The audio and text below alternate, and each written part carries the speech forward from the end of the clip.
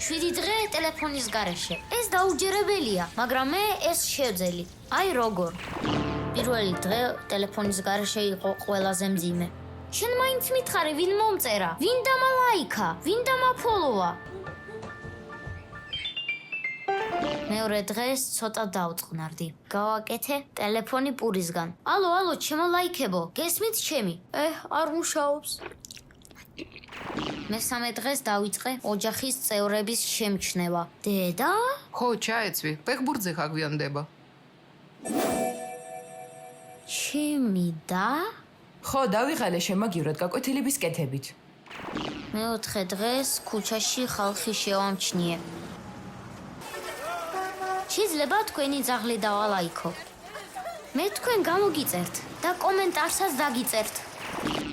მეხუთე დღეს უცნაური გრძნობა გამიჩნდა.